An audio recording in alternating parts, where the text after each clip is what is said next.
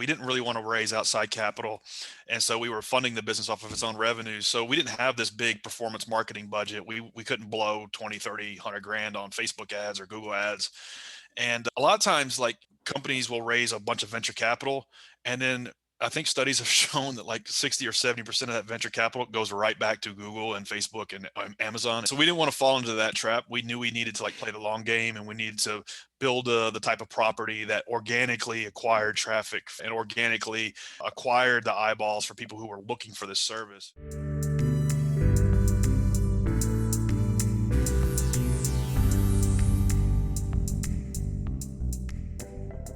Welcome to another episode of Social PR Secrets. My name is Lisa Beyer, and I'll be your host. My guest today is landscape business owner turned mobile app developer and entrepreneur. His name is Bryan Clayton, and we're going to talk about how he went from starting the landscape business, selling the landscape business, and identifying the inefficiencies of running a lawn and landscape business to creating a marketplace called GreenPal, and where it's bringing together homeowners with lawn care maintenance associates. And we're going to talk about how he primarily used, I should say, exclusively used PR and SEO to grow his business to what it is today, where they are serving over 200,000 users across the United States, where they're matching homeowners with lawn care maintenance associates. Welcome, Bryan, and I hope you enjoy his story on how he grew his business using PR and SEO as much as I did.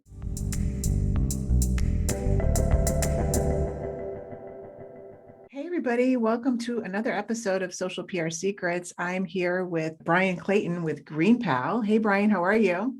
I'm doing great. Thanks for having me on. Great to be here. Very good. Well, GreenPal is right up my alley. We have one of our clients that is a software technology company in the landscape industry. So when I saw GreenPal, I'm like, okay, this is going to be fun to talk about talking to somebody in the landscape industry, the lawn care industry. So Bryan, will you just share with us how GreenPal came about and a little bit of your background? Yeah, so GreenPal in one sentence is kind of like the Uber for lawn mowing. So if you're a homeowner and you need to get this chore done, you need to get your grass cut, rather than calling all over Craigslist or Yelp or Facebook or just dialing for dollars, you can just download our app, and within a minute you'll get 4 or 5 quotes back from local lawn care services that are interested in mowing your yard for you. You can hire them right off the app. They come out and do the job. You approve it.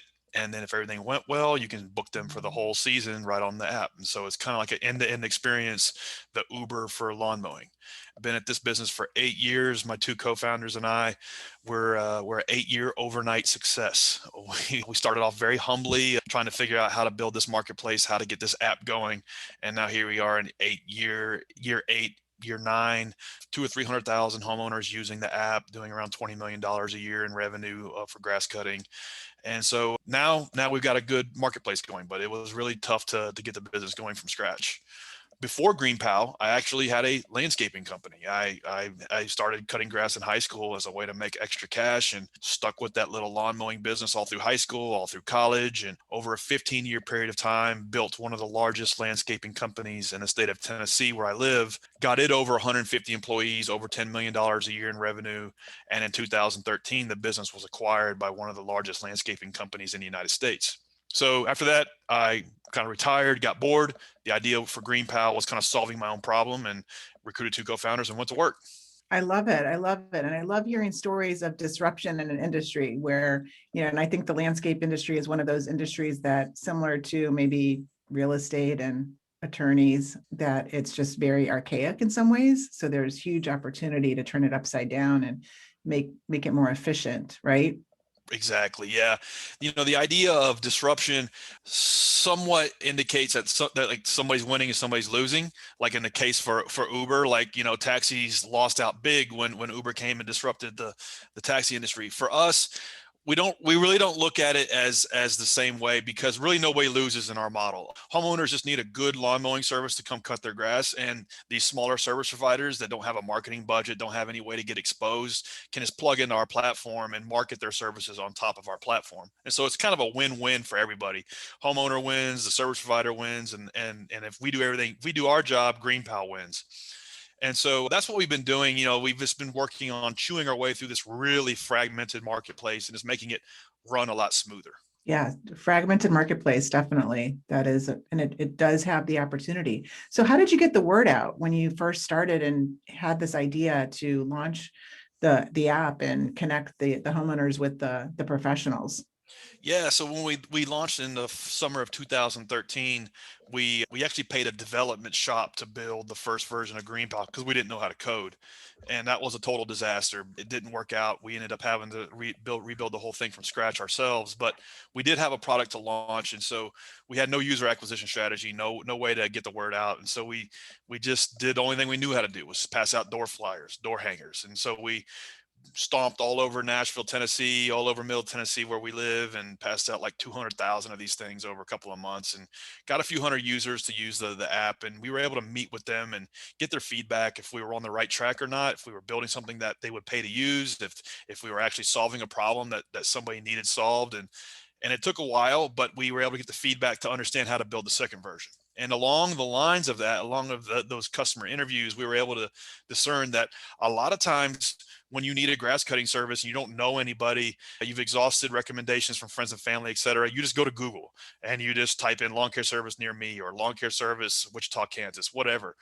And then you look through the results, and then you still have to go through the exercise of polling through these people and like leaving voicemails.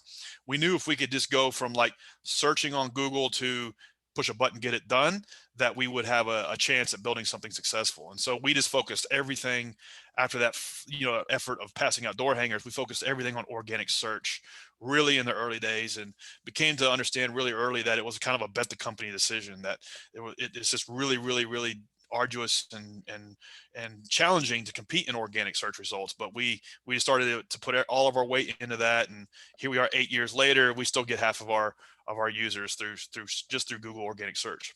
I love hearing that. And, part of what I consider PR is SEO, and the two equate to earned media. So I love hearing stories where, in one hand, you used old school tactics like, just hitting the ground running, literally, and going door to door with the door hangers. And then on the other hand, you're not just going out looking for immediate gratification using ads, digital advertising, and you're actually investing in the organic side because, I mean, studies show that the organic search is going to be your most valuable traffic and your most qualified user with intent, right? So if you could kind of talk through, how you knew to do that, or why you did that, and some tips maybe in how you still are able to, you know, stay within page one of Google, and why the Google searches are so important to at the end of the day for you. Yeah, so for us, it was almost like necessity is the mother of invention. We were bootstrapping the business. We didn't really want to raise outside capital, and so we were funding the business off of its own revenues. So we didn't have this big performance marketing budget. We couldn't blow 20, 30, 100 grand on Facebook ads or Google ads. And a lot of times, like, companies will raise a bunch of venture capital, and then I think studies have shown that like 60 or 70% of that venture capital goes right back to Google and Facebook and Amazon. It's almost Sure. comical. Yeah. And so we didn't want to fall into that trap. We knew we needed to like play the long game, and we needed to build the type of property that organically acquired traffic and organically acquired the eyeballs for people who were looking for this service. And so we kind of just slowly began to peel away the layers of the onion of SEO, trying to figure out what we could do. And for us, like, what got us through the first 3 4 years was that we only operated just in Nashville, Tennessee, and that a focus just in our own backyard enabled us to figure out how to rank for keywords like, I need a lawn mowing service in Nashville. I need an affordable grass cutting service in Brentwood, Tennessee. Looking for a yard maintenance company in East Nashville. Like, these key phrases that line up with somebody who really just has grass that's 4 feet tall and needs somebody to come out and mow it. We really just started experimenting over and over and over again on how we could compete and rank for these keywords. And a lot of the tactics that we use then are still the things we do today. It's we just create the best content for those key phrases. And so, like, what we do is part of our just natural like process of running the platform is when a new vendor signs up on our platform, we create the best content about that business. So if you have a lawn mowing service in East Nashville, we write a bio about you, we interview you, we take pictures of your work, we try to figure out what differentiates you from the competition and what neighborhoods you service and where you went to high school and what your hobbies are and where you like to eat lunch, and all these things like are like local content about that landscaping contractor that really is the best content on the web. And so that's how we invest in that content at a local level, and we were able to repeat that. Now we're in every major city now, but like the tactics then are really still the same tactics today in terms of creating the content that helps users get hooked up with what they need, which is a great lawn mowing service. Exactly. What other types of content besides, I love the idea of featuring each one of your contractors. That's amazing. And that's going to, they're going to be proud of that, that they have this feature story on your website. So what other types of content do you use or do you recommend that's working? Yeah, so for us, there's two different ways you can look at content. It's like, what can you have to create content that is tied to some sort of economic objective. And so for us, creating these bios and this all this rich information about these local landscaping contractors, it doesn't exist anywhere on the web. And so like that is tied to somebody who needs a lawn mowing service in that neighborhood. And so you go from I need somebody to, oh, look at this content, oh, I can hire them right now, credit card, they came out and mowed, went great, booked them for the whole season. That's where content comes into that equation. Love it. But you can't only do just that, because that content really sucks for links. Like nobody wants to link to that. And so as part of SEO, you gotta develop an authoritative domain. And so it takes a long time. You really have to take the long view on it. I equate it to dieting. Like I literally, like I'm always like trying to watch my calorie intake. And like if you have 40 pounds to lose, like the first 2 months is going to be an exercise of faith. And like the first 2 years of SEO is kind of like that. So you're doing all of these things and you're not really getting any immediate result. And so for me, I knew that long term it would work. And, because I was just kind of pouring over every SEO blog I could, every YouTube channel I could, to try to learn how to do this stuff. And we just took the long view and just kept doing the things we needed to do. And so as it relates to content, you have to like create really good content that will earn links. And that, a lot of those things might be how-to content, like, how to get rid of ants in my garden, when is the best time of day to cut my grass, how to create a landscape that will attract butterflies, like all of this how-to content. Like if somebody's looking for advice on how to create a landscape that attracts butterflies, they're probably not going to sign up for grass cutting quotes on our platform. Like there is no like end to end like content marketing driving sales way to close the loop on that. But if you create that really good content over a long period of time, or in the long run, these pieces generate links. Other bloggers link to them. Maybe the local home and garden news section of the newspaper links to it. There is like a strategy in terms of doing proactive outreach around these things, and we do that too. So you kind of have to play that game if you're going to be in the organic search game. The other way that we drive authority for our domain is through a kind of a PR strategy. So one of my co-founders, all he's done for the last 7 years is PR. That's it. Monday through Saturday, 6 days a week, PR. He's always reaching out to journalists. He's always talking to journalists, pitching them on stories about, hey, GreenPal is coming to town, or GreenPal is helping small businesses get through COVID, or GreenPal is helping minority businesses, or GreenPal is helping female-led businesses. And getting these stories placed in local media moves people to the platform, and also most of the time acquires some sort of backlink from that authoritative news outlet that then raises our authority just a little bit. So doing all of these things and like having the faith that they work for a very long time has enabled us to kind of compete and acquire the traffic to then tee up to our vendor partners so they can get what they want, homeowners get what they want, and we take a little piece of the pie.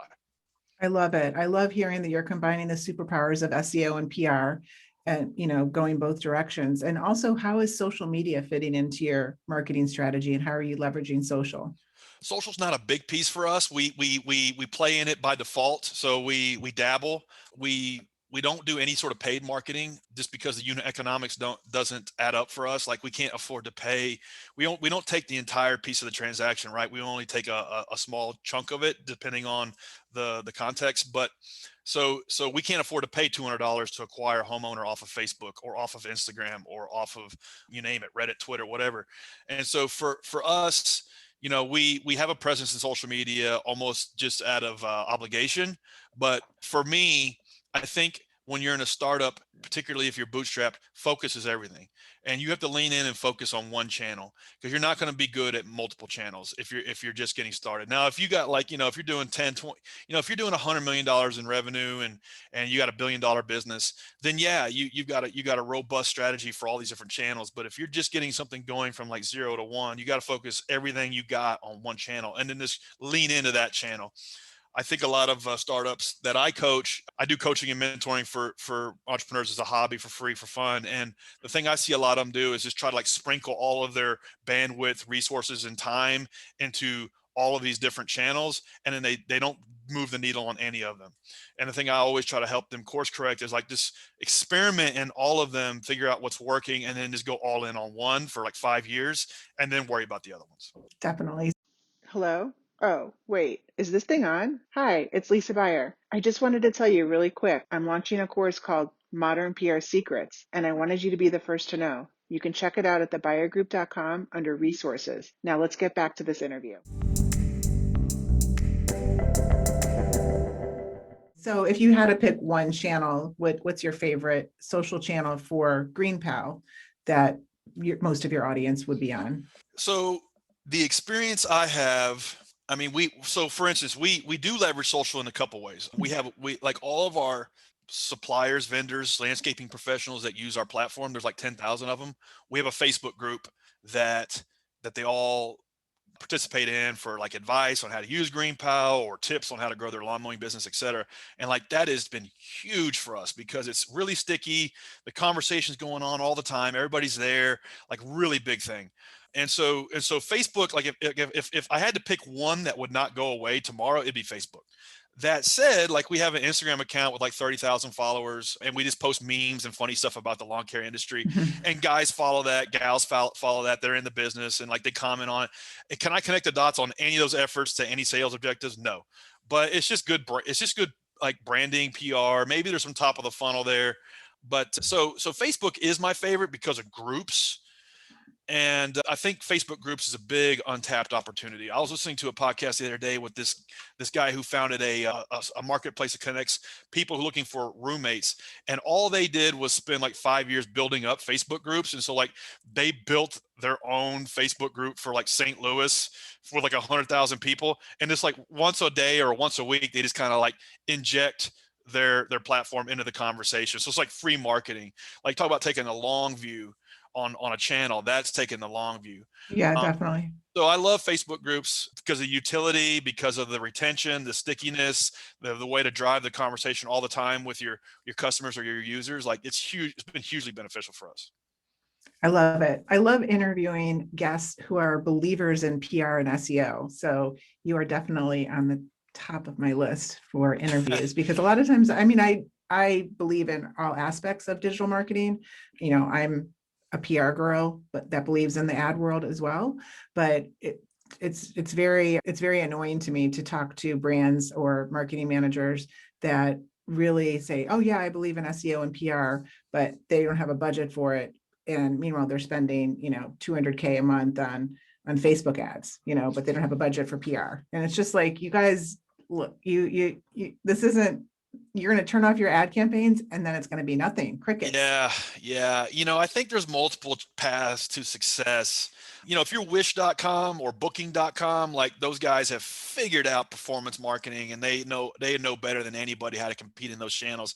And they probably, Wish probably doesn't give a crap about PR. But the thing is like that's a bad bet for most startups and most businesses. And I think performance marketing, I put in $100 and I hope to at least get $100 back in a year. I think that's good for something that's already working, and then like that can be the cherry on top. But to go from like 0 to 1 and it's like you only have enough fuel in the tank, I think can get you into a trap where if you run out of money or you can't raise the next round of funding, then this lights out, and then you just wasted 3 years of your life, basically taking investor dollars and giving them back to Google and Facebook. It can work. I've seen it work, but it doesn't work more times than not. Yeah, definitely. I liked what you said earlier about looking at SEO like it's a diet. Actually, one of my friends wrote a book called The SEO Diet that I'll send you. Oh, Yeah, because yeah. that's his analogy as well, and it's a great analogy. But speaking of diet, we talked a little bit before we went on the air about how business owners can, stay fit, stay mentally fit, stay physically fit. What are some tips that you can offer business owners or just professionals in general? Some secrets to that. Yeah, I love the SEO diet analogy. It's like Mhm. discipline, consistency, faith, research, doing the right things day in, day out for a very long time yields success in dieting and SEO. So for me, like, the first, I don't know, 3, 4 years of starting GreenPal were really tough. My two co-founders and I were 7 days a week, 70, 80 hours a week minimum. And there wasn't any time for fitness or diet. And like these things slowly like got ignored and neglected. And I woke up one day and I was like 280 pounds, almost 300 pounds. And I hadn't shaved in probably 2 months. I just looked bad. I felt bad. And I was like, man, something's got to give because I just feel like crap and I look like crap. And I had just broken up with my girlfriend, so there was that too. And it was it was like I was not crisp, I was not sharp. And so my co-founder was like, I'm going to sign up for a marathon, and that's like in 4 months. We should do it together. And I had never ran more than maybe a mile. And so I thought, well, what the hell, what the hell? And so I did, and we long story short, we did it. But as I was training for the marathon, I lost like 40 pounds, which was great. I needed that jump start. But then there were a lot of parallels between like marathon training and business, and that made a lot of sense. Again, the consistency, again, like the diligence and the faith, but also like momentum. You see these crazy runners like on the side of the street, and at an intersection, they're waiting for the light to change and they're still jogging in place. And what they realize, you don't realize until you train for a marathon that it's actually harder on your body, hurts more to like stop and then start again, particularly when you're on like mile 15, 16 or 17 and everything just hurts. It hurts less to just sit there and jog in place and then wait for the light to change and then go. And like that just little thing to me was eye-opening in terms of how it's so true in business also. Like, just focus on what the 2 or 3 things you can do at any given time. Keep momentum going on them. Don't get stuck, don't stop, don't give up, certainly, and just keep moving and keeping progress on a few things that are inside your little circle of influence. And you do that long enough, you'll achieve results. I love that. I love that. So are you still running marathons? I learned after my third marathon, I did 3 of them, one a year for 3 years, and I got the weight off.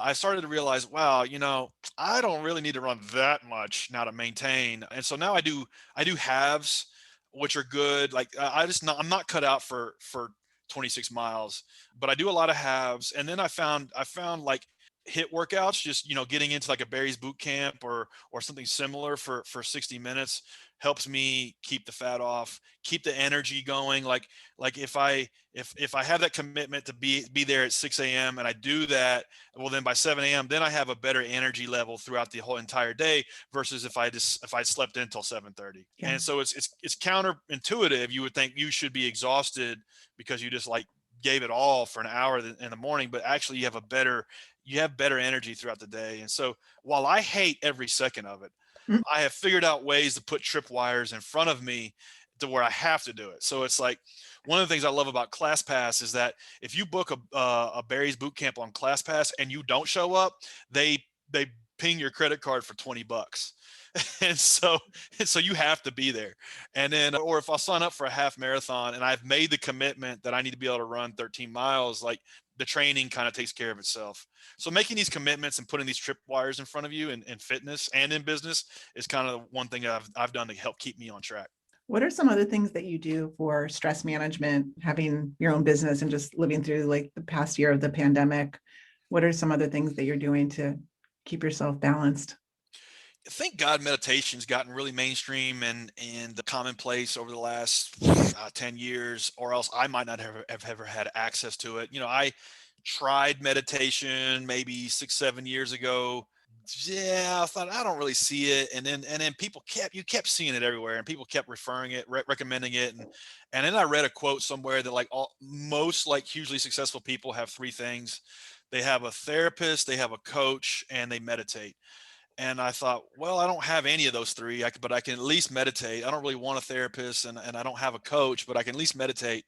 And so I did. I started doing it, downloaded the Calm app, and just stayed, again, stayed consistent, made like a 100-day commitment, and it just stuck.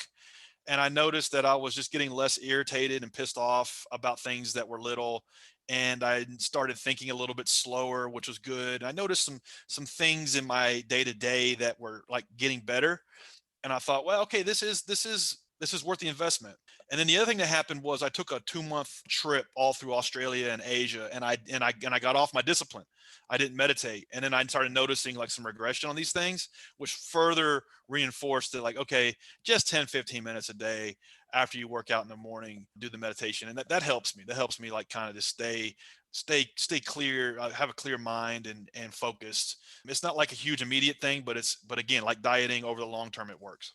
I love that. Yeah, I just also learned how important nature is to just your mental health and kind of clearing the mind and staying balanced. Even like just going outside and taking a 15-minute walk, like kind of through a tree lined street is better than just taking a walk like maybe just inside a gym and where you're not outside. It's so true, and I wish that I was just naturally gravitated to do all these things. I wish that like I you know would drive 15 minutes to go take a hike, or but it's like one of my favorite quotes is a Mark Twain quote, and he says, "I hate writing, but I love having written."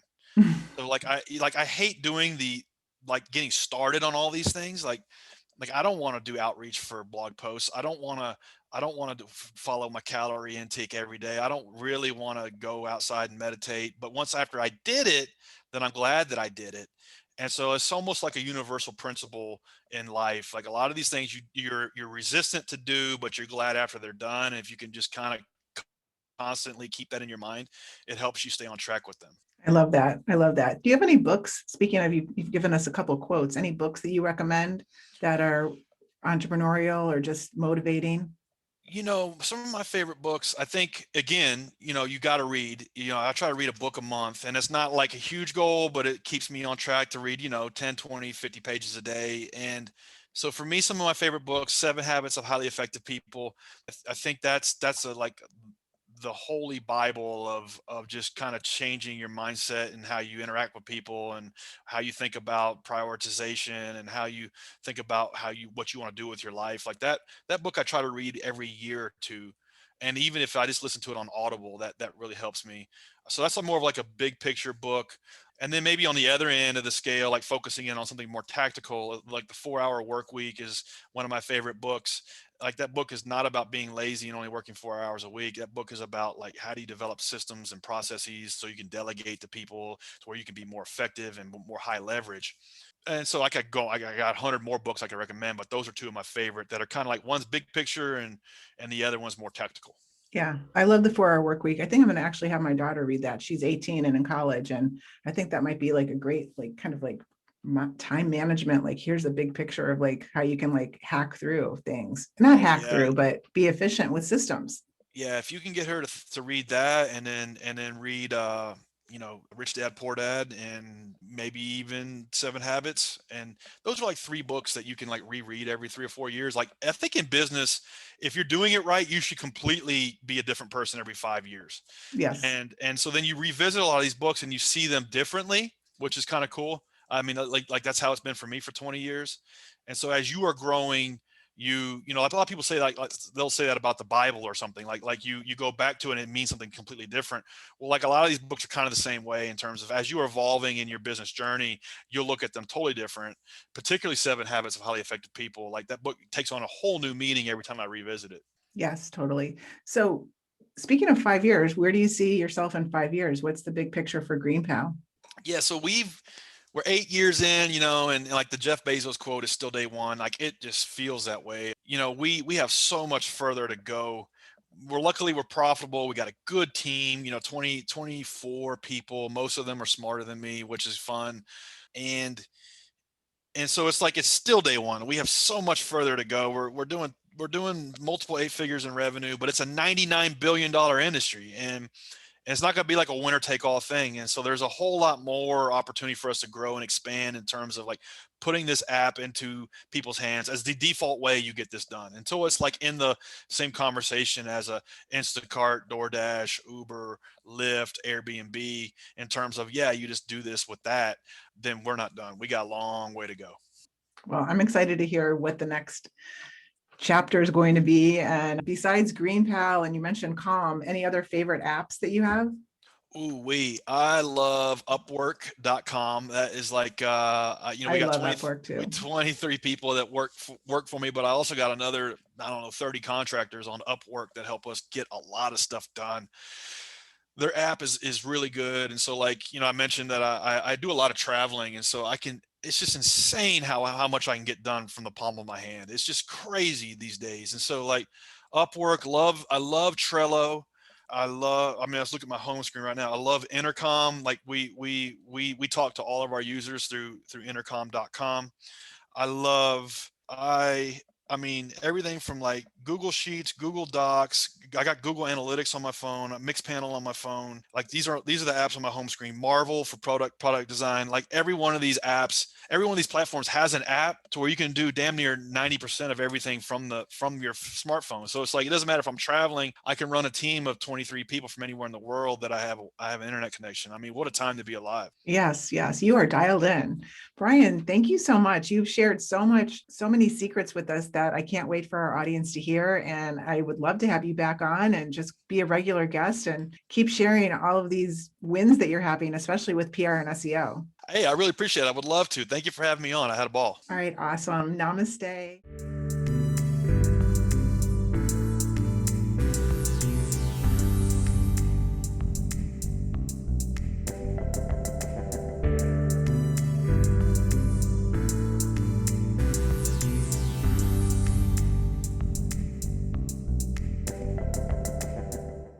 Thank you for listening to this episode of Social PR Secrets. If you like what you heard, check out the book on Amazon or follow our blog at socialprsecrets.com.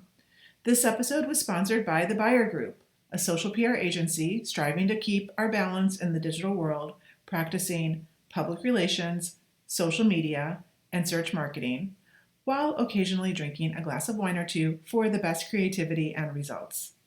Thank you all for tuning in. If you would like to get a free chapter of Social PR Secrets, go to socialprsecrets.com/free.